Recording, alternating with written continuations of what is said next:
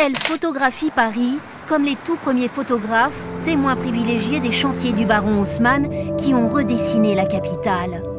Quelles que soient les époques, la magie est intacte. L'avenue de l'Opéra aujourd'hui est en 1877 en plein travaux. Le Panthéon, vu de la rue Soufflot, immortalisé par Marville en 1865.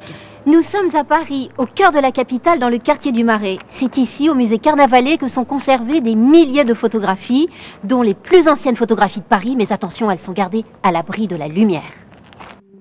Dans ces boîtes, des images du passé et des noms prestigieux, alignés les uns à côté des autres.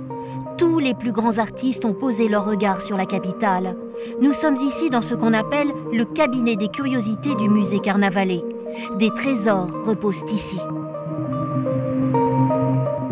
Voici un daguerréotype panoramique qui date à peu près de 1848-1850, montrant la rive droite de la Seine avec le Louvre, le quai du Louvre, de la Mégisserie, le Pont-Neuf. Voici la pièce la plus rare. On y devine les toits de Paris, photographiés en 1842 par Jules Itier. Au début, effectivement, la photographie prend du temps, donc les poses sont longues. Et ce que les photographes vont essayer de faire, c'est raccourcir le temps de pose pour qu'on puisse avoir les gens qui passent, les voitures à cheval. Les premières vues instantanées sont des petites photos qui s'appellent des vues stéréoscopiques qui permettent une prise de vue rapide.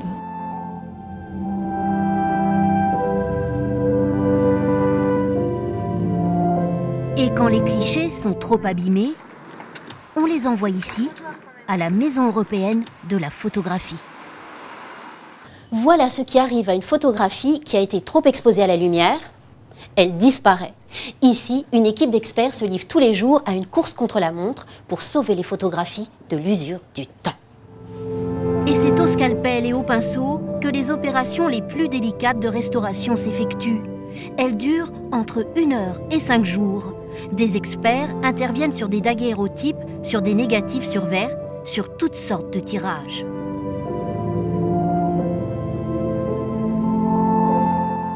Il faut savoir que la photographie est un matériau de toute façon, est composé de matériaux plutôt extrêmement fragiles.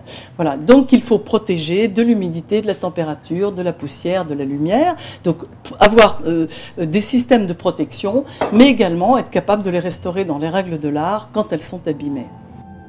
Une fois restaurés à l'aquarelle et à l'eau distillée, les portraits de cette petite fille iront rejoindre les murs d'une exposition.